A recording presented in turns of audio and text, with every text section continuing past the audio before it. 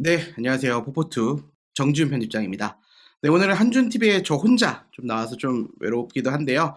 오늘 한준TV에 혼자 나온 만큼 최선을 다해서 열심히 좋은 축구 얘기를 많이 들려드리도록 하겠습니다. 네, 오늘 경기 살펴볼 경기는요. 한국 시간으로 1월 9일 오전 1시 30분에 열린 잉글랜드 FA컵 64강전 맨시티와 첼시의 경기입니다. 네, 뭐 빅매치라고 할 수 있을 것 같고요. 64강 중에서는 가장 빅매치로 손꼽혔던 경기입니다. 또 두 팀은 또 이 직전에 또 경기를 또 맞대결을 펼쳤기 때문에 또 관심이 많이 집중됐던 경기인데요. 결과는 이게 뭐 생각지도 못한 첼시의 완패로 끝이 났습니다. 근데 위기의 포터 감독이라고 말할 수 있을 것 같고요. 팬들은 초회가 로만을 외치면서 좀 아쉬움을 표현했던 경기입니다. 네, 선발 라인업 보겠습니다. 두 팀 모두 부분적인 로테이션을 가동했고요. 첼시와 맨시티 모두 조금씩 주전도 넣었지만 좀 로테이션을 가동하면서 체력 안배와 결과를 모두 챙기려는 모습을 볼 수 있습니다. 네, 맨시티의 선발 명단은 오르테가, 모레노, 워커, 아칸지, 라포르트, 고메스, 로드리, 실바, 팔머, 마레즈, 알바레스, 포든이 출전했고요. 첼시는 케파, 험프리스, 찰로바, 쿨리발리, 홀, 조르지뉴, 코바시치, 지에으, 갤러거, 마운트, 하베르츠가 선발로 나섰습니다. 뭐 굳이 따지자면 첼시가 조금 더 로테이션을 많이 더 가동했는데 아무래도 맨시티 같은 경우에는 뭐 마레즈라든가 알바레스 이런 포든 이런 수들이 다 나왔기 때문에 뭐 일본에 좀 가깝다라고 표현할 수도 있겠지만 뭐 첼시 같은 경우에도 케파라든가 뭐 쿨리발리, 조르지뉴, 코바시치 주전에 가까운 선수들이 대부분 나왔고요. 어쨌든 신예 선수를 좀 기용한 첼시와 맨시티는 좀 부분적인 로테이션을 가동한 맨시티의 경기라고 볼 수 있을 것 같습니다. 네, 팀 상황을 좀 이전 경기로 좀 알아보자면요. 맨시티는 최근 5경기에서 4승 1무 좋은 성적을 거두고 있고요. 물론 에버튼과의 경기에서 무승부를 거둔 게 조금은 아쉬웠지만 직전 경기에서 첼시를 잡으면서 어쨌든 승점을 좀 끌어올렸고요. 반면에 첼시는 상당히 위기입니다. 포터 감독이 부임하고 나서 상당히 좀 위기의 모습을 좀 보여주고 있고 직전 경기에서 첼시가 맨시티에 패배를 했고요. 노팅엄과도 비겼고 또 아스톤빌라와 또 뉴캐슬에 패배하면서 지금 리그 순위가 상당히 내려가 있는 상황입니다. 첼시 입장에서는 지금 어쩌면 다음 시즌 챔피언스리그가 문제가 아니라 유로파리그라든 이런 아예 유럽 대항전에 나가지 못할 수 있는 상황이기 때문에 FA컵이 유일한 희망이기 때문에 좀 전력을 다해야 되는 경기였는데 어쨌든 좀 로테이션을 가동하면서 맨시티를 상대했습니다. 네, 맨시티와 첼시 일단은 21승 3무 12패로 맨시티가 상당히 앞서 있고요. 최근에 아무래도 맨시티가 좀 극강의 모습을 보이고 있기 때문에 첼시 상대로도 좋은 모습을 보여주고 있습니다. 네, 선발명단을 조금 더 자세하게 보도록 하겠습니다. 두 팀 모두 4-3-3 포메이션을 사용했고요. 첼시는 지에으, 하베르츠, 갤러거, 그러니까 화면상으로 이렇게 표현이 되어 있지만 갤러거가 좀 더 중앙으로 가고요. 마운트가 왼쪽 좀 윙어 역할, 그러니까 왼쪽 윙어라기보다는 어떻게 보면 굳이 따지자면 4-3-3보다는 4-3-2-1에 가깝습니다. 그래서 마운트가 좀 더 공격형 미드필더 위치에 있고요. 지에우도 이 오른쪽 공격형 미드필더에 위치하면서 하베르츠와 함께 좀 약간 스위칭 플레이를 펼치면서 맨시티를 상대하는 진영입니다. 좀 변화가 좀 있는데요. 그러니까 험프리스가 좀 오른쪽 백으로 나와 있는데 이게 아니고 콜리발리가 왼쪽 센터백, 그 다음에 오른쪽 센터백이 험프리스, 그 다음에 찰로바가 라이트 백으로 갑니다. 이게 풋모브에 따른 이제 선발 라인업, 경기 직전에 나온 선발 라인업인데요. 조금 변화가 있었습니다. 좀 주목해야 될 거는 홀, 이 선수가 이제 신예의 수비수인데 어쨌든 선발로 나왔다라는 거에 주목을 해야 될 것 같고요. 갤러거가 중앙 미드필더, 그러니까 좀 조르지뉴보다 조금 더 앞서서 좀 박스 투 박스로 움직이면서 활약을 많이 펼쳐야 하는 첼시였습니다. 근데 맨시티는 오른쪽 라인을 주목해야 됩니다. 마레즈, 실바, 워커 주전에 가까운 선수들이 대부분 다 오른쪽에 포진해 있기 때문에 이 첼시의 그 신예 수비수인 홀을 좀 공략하는 진영이고요. 라포르트와 아칸지가 센터백에 조화를 맞췄고 고메스가 레프트백으로 출전했습니다. 팔머와 포든이 좀 왼쪽 라인에 있는데요. 포든이 좀 더 내려가면 팔머가 좀 더 위로 올라가고 팔머가 만약에 좀 왼쪽 윙으로 좀 깊게 빠지면 포든은 좀 더 중앙 지향 쪽으로 움직이면서 알바레스와 함께 호흡을 맞추는 이런 라인업이고요. 어쨌든 두 팀 모두 4-3-3이긴 하지만 부분적으로는 조금씩 다른 진영을 좀 전술을 선택을 했습니다. 네, 경기는 맨시티가 사실상 전반 초반부터 일방적으로 좀 리드하는 모습, 그러니까 경기를 주도하는 모습이 있었고요. 결정적인 장면, 전반 18분에 나옵니다. 라포르트가 정말 확실히 이제 빌드업도 되는 수비수고요. 또 한 방에 그런 로빙 스루 패스라든가 롱 패스, 그리고 전환 패스, 이런 게 좋은 센터백으로 유명한데요. 이 장면에서 라포르트의 로빙 스루 패스가 정말 잘 이어집니다. 팔머가 좋은 장면에서 침투를 합니다. 뭐 옵사이드 전혀 아니었고요. 정말 좋은 침투를 만들었는데 아쉬웠던 거는 팔머의 판단이 조금은 아쉬웠습니다. 그림을 보시면은 팔머가 침투를 해서 사실상 비어있거든요. 이 가운데에 있는 공격수가 완전히 비어있는 상황이었고, 만약에 알바레스에게 패스만 제대로, 컵백만 제대로 연결해서도 정말 손쉽게 득점을 할 수 있었는데, 이게 또 팔머가 지난 경기에서 좀 아쉬운 리버풀전에서도 이런 모습이 좀 있었거든요. 뭔가 침투라든가 뭐 개인 기술 이런 건 다 좋지만 순간적인 판단에서 좀 아쉬운 선택을 하는 그런 모습이 있었습니다. 주지 않고 케파의 가랑이 사이를 보고 슛을 때렸는데 결국에는 빗나가면서 아쉬운 찬스를 놓쳤습니다. 전반 23분 맨시티 역습 장면이었고요. 이번에는 홀의 아쉬운 판단이 나왔습니다. 맨시티도 그렇고 첼시도 그렇고 뭔가 조금 젊은 선수들의 판단이 조금 아쉬운 장면이 초반부터 나왔는데요. 어쨌든 맨시티가 상당히 압박을 통해서 그러니까 압박을 효율적으로 가져왔어요. 뭐 계속 전방 압박을 하는 게 아니라 효율적으로 공이 왔을 때 에워싸고 압박을 하고 뺏어내면 바로 역습을 시도하는 모습을 볼 수 있었습니다. 일단은 맨시티 역습 과정이고요.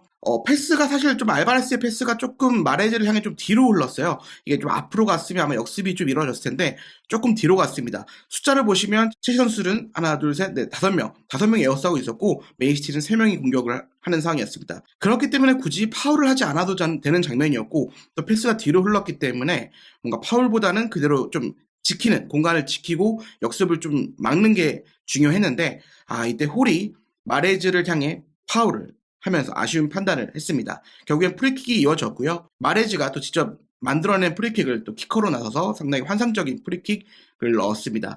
약간 벽에 좀 약간의 골절되는 모습도 있었거든요. 그러면서 정말 골문 구석으로 케파가 어떻게 막을 수 있는 슈팅이 아니었습니다. 그래서 프리킥으로 선제골을 넣고 마레즈가 모처럼 포효하면서 세레머니를 했습니다. 맨시티가 1대0으로 앞서가게 됐고요. 사실상 뭐 전반 25분까지도 맨시티가 일방적으로 정말 주도하는 경기. 그 첼시는 뭔가 후방 빌드업이 좀 잘 안 되면서 실수가 나왔고 그리고 압박이 좀 효율적으로 이루어지지 않으면서 맨시티를 제대로 공략하지 못했습니다. 사실상 일방적인 경기였고요. 이후에도 계속해서 맨시티가 경기를 주도합니다. 네, 전반 27분 또 바로 또 이렇게 장면이 나왔는데요. 포든의 코너킥이었고요. 라포르트와 하베르츠의 경합. 이때 사실은 정말 쓸데없는 반칙이었습니다.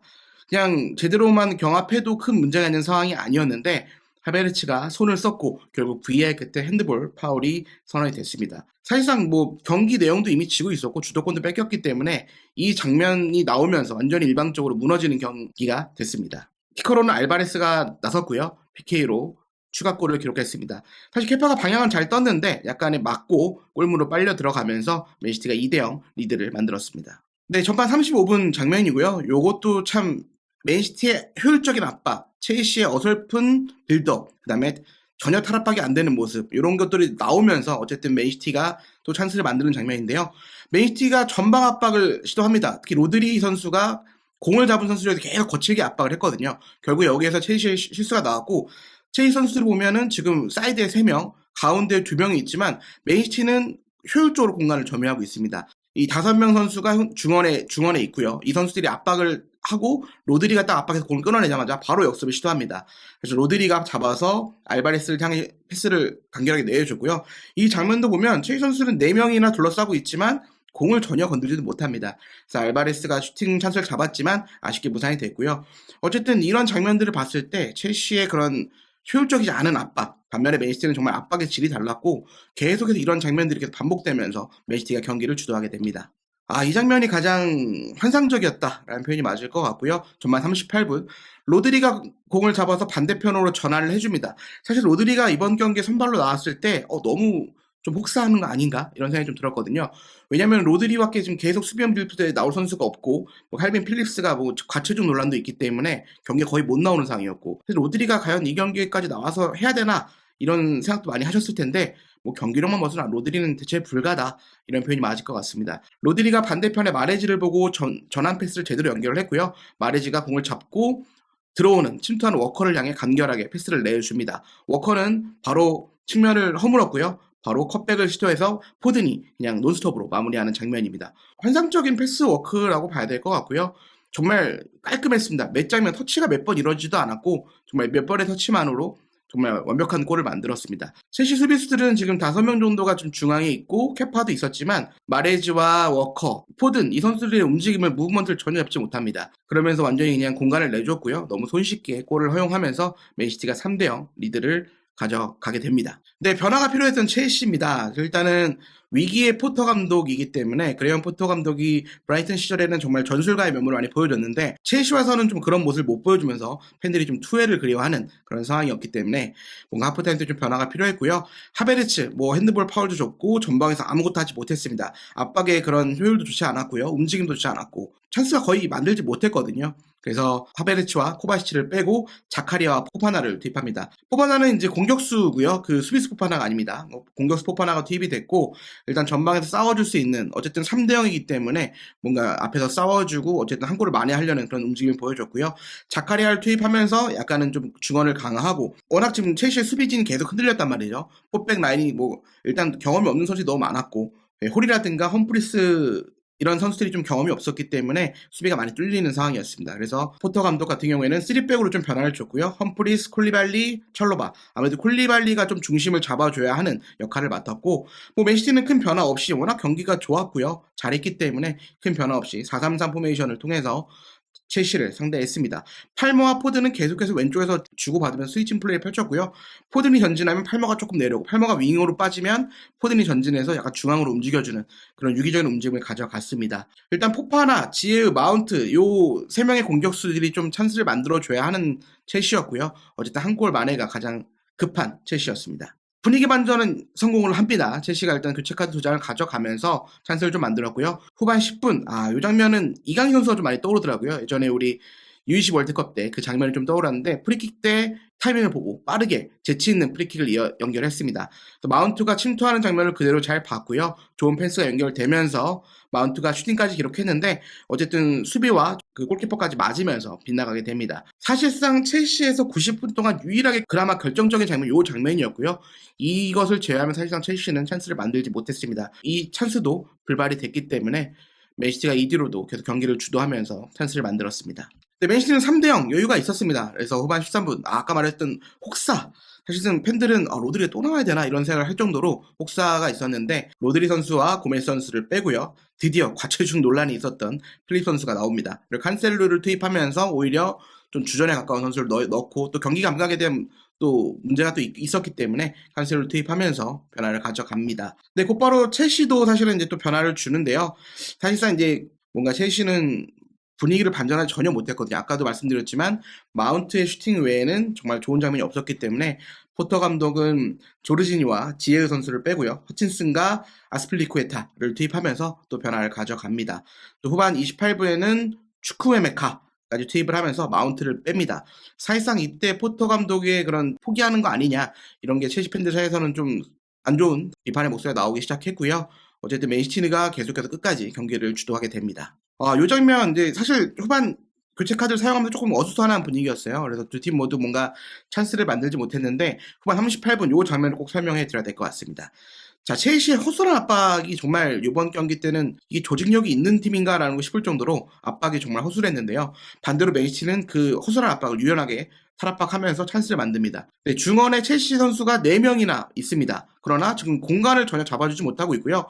3명의 선수가 마레지를 통해 압박을 하지만 결국 공을 뺏지 못했습니다. 이때 마레지가 간결하게 패스를 연결해줬고요. 실바가 완전 텅빈 공간이죠. 중원에 이렇게 공간이 비면 안 되는데 실바가 공간을 차지하면서 전진을 했고 결국엔 또 찬스까지 만듭니다. 네, 실바가 또 들어가는 선수를 보고 포든을 향해 정말 정교한 스루 패스를 연결했고요. 네, 침투하는 포든을 향해 첼시 수비수들이 5명이나 있었는데 불구하고 전혀 효율적인 공간을 만들지 못합니다. 이 공간을 실바가 제대로 봤고 또 포든이 침투하는 장면 그리고 여기서 이제 완전히 공간이 그냥 뒷공을 완전히 뚫려버렸거든요. 뒤늦게 콜리발리가 커버를 하는 장면이 나옵니다. 결국에는 이 과정에서 파울을 주게 됐고요. 수비수자는 정말 많습니다. 지금 거의 한 6명 정도의 수비수자가 있는데 지금 공간을 제대로 점유하지 못해요. 자세히 보면 지금 맨시티 선수들이 좌우에도 있고요. 가운데 실바와 또 포든도 있고요. 이 선수들을 전혀 잡지 못합니다. 그러니까 어떻게 보면은 공간을 낭비하는 모습을 좀 보여줬고 수비 숫자는 많았지만 공간을 내준 첼시 수비가 결국에 페널티킥까지 허용하면서 마레지가 깔끔하게 성공시켰고 경기 스코어는 4대0이 됩니다. 네, 맨시티는 당연히 여유가 생겼습니다. 아무래도 FA컵이고 또 일단 올라가는 게 가장 큰 목적이기 때문에 4대0이 되면서 여유롭게 경기를 운영했고요. 엄청 좋은 활약을 펼쳤던 베르나르도 실바를 빼고 루이스를 투입했습니다. 하지만 뭐 이후에도 맨시티는 계속 주도권을 놓지 않았어요. 계속해서 좋은 압박을 가져갔고요. 경기를 지배했습니다. 후반 44분 장면을 좀 봐야 될 것 같습니다. 이 장면도 이 맨시티의 압박이 얼마나 질이 얼마나 좋았는지를 보여준 장면입니다. 첼시 선수들은 지금 측면에 있고요. 그러니까 어떻게 보면 좀 이 중원에 이제 에어싸는 맨시티 다 뒤에 있거든요. 그러니까 어떻게 보면 공을 어떻게 보면 제대로 활용할 수가 없는 거죠. 결국에는 맨시티 압박에 성공을 했고 필립스가 또 바로 역습을 시도합니다. 전진을 해서 공을 뺏었고 바로 패스를 주고받으면서 경기를 유연하게 움직이면서 탈압박을 했고 빌드업을 주도하는 모습이 보일 수 있습니다. 압박의 질이 달랐다. 이 한마디가 이번 경기의 모든 걸 설명할 수 있을 것 같습니다. 네, 결국에는 0대4 첼시가 참패를 기록했고요. 맨시티를 상대로 2연패를 기록을 하게 됐습니다. 뭐 무기력한 참패였고요. 뭐 많은 얘기들이 나오고 있는데 일단 첼시 팬들이 그러니까 투엘 감독. 사실상 투엘 감독이 첼시 팬들한테는 사실 되게 좋은 이미지를 가지고 있죠. 좋은 경기력과 결과를 만들었기 때문에 좀 뭔가 이 경질되는 과정에서 첼시 팬들 좀 이해할 수 없다라는 반응을 보였는데 이번에 너무 참패를 기록하면서 투엘 감독과 이 전 구단주죠. 로만 구단주를 외쳤다고 합니다. 그래도 무기력한 참패였고요. 뭔가 We want super 투엘 감독을 우리는 원한다. 구호를 외치면서 포터에 대한 비난의 수위를 높였습니다. 네, 분석을 해보겠는데요. 계속 얘기 나오는 거죠. 압박, 패스, 무브먼트 모든 면에서 맨시티의 완승이었습니다. 경기 스코어는 4대0이었고요. 토탈 슈팅은 9대3. 이게 지금 하늘색으로 표시되는 게 이제 맨시티 쪽인데 뭐 전부 다 맨시티의 승리라고 볼 수 있을 것 같아요. 블락슛에 유일하게 지금 첼시가 앞서 있는 거는 아무래도 맨시티 상대도 많았기 때문에 그렇고요.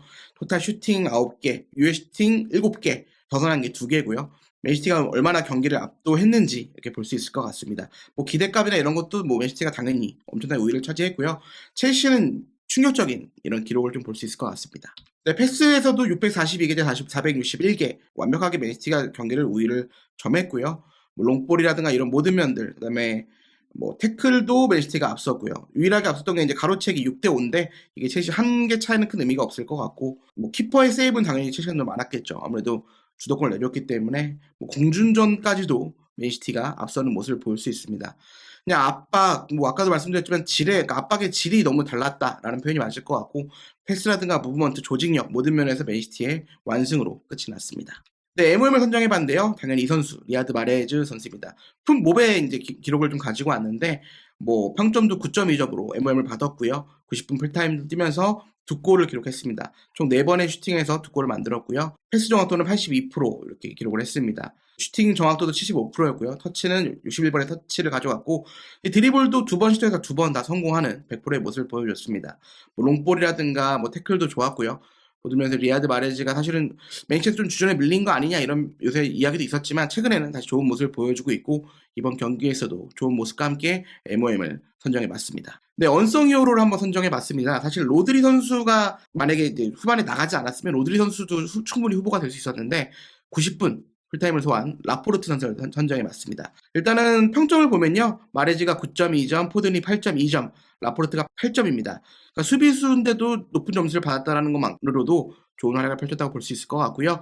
뭐 당연히 공격 포인트는 없었지만 패스 정확도가 무려 96%입니다. 108개를 시도해서 104개를 성공시켰고요. 또 한 번의 찬스, 그 전반에 나왔던 그 롱패스 기억나시죠? 정말 정확한 롱패스를 통해서 찬스를 만들었던 라포르트입니다. 좀 안 보이는 활약이 좀 많았는데요. 첼시가 이렇게 공격을 진행할 때 라포르트가 효율적인 압박을 통해서 공을 뺏고 기점이 되는 모습을 많이 보여줬습니다. 라포르트가 로드리를 주면 로드리가 좌우로 전환을 하거나 아니면 라포르트도 반대로 전환을 주거나 롱패스를 시도하거나 상당히 좋은 모습을 좀 보여줬고요. 롱볼도 13번 시도해서 11번이나 성공을 시켰고요. 뭐 완벽한 활약이었다고 볼 수 있을 것 같습니다. 4번의 태클을 시도해서 4번 모두 성공을 했고요. 뭐 공중전도 100%, 거의 뭐 100%, 96% 완벽한 경기력을 보여줬고 충분히 언성 히어로를 차지할 만한 내용이었습니다. 네, 첼시에서는 그나마 갤러거 이 선수를 조금 칭찬할 수 있겠지만 뭐 0대4 완패인 상황에서는 뭐 갤러거의 활약이 조금 빗발했다고 볼 수 있을 것 같습니다. 네, 위기의 포터 경기 끝나고 말씀드렸던 것처럼 첼시 팬들은 투엘과 로만을 외쳤는데요. 어쨌든 2월까지 좀 반전이 필요할 것 같습니다. 첼시가 포터 감독을 선임하면서 좀 시간을 길게 주겠다고 약속을 했습니다.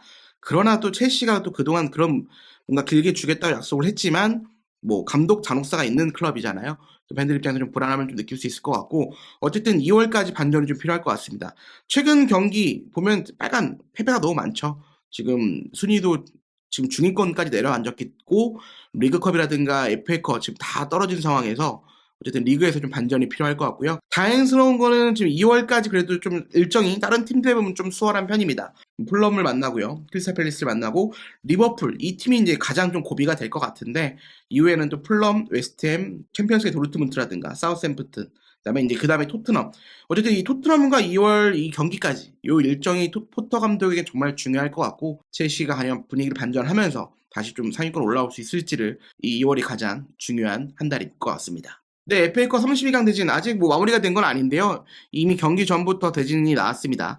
토트넘은 프레스턴과 맞대결을 펼치게 됐고요. 맨유는 레딩과 상대를 합니다. 네, 그리고 맨체스터 시티는 첼시를 꺾고 올라왔고요. 옥스포드와 아스널의 승자와 맞대결을 펼칩니다. 맨시티는 지금 64강에서 첼시를 만나게 됐는데 만나서 이제 이겼는데 이제 또 32강에서 아스널을 만날 수 있는 상황입니다. 아스널 같이 맨시티는 또 리그의 선두 싸움을 하고 있기 때문에 또 가장 큰 빅매치가 아닐까 싶고요.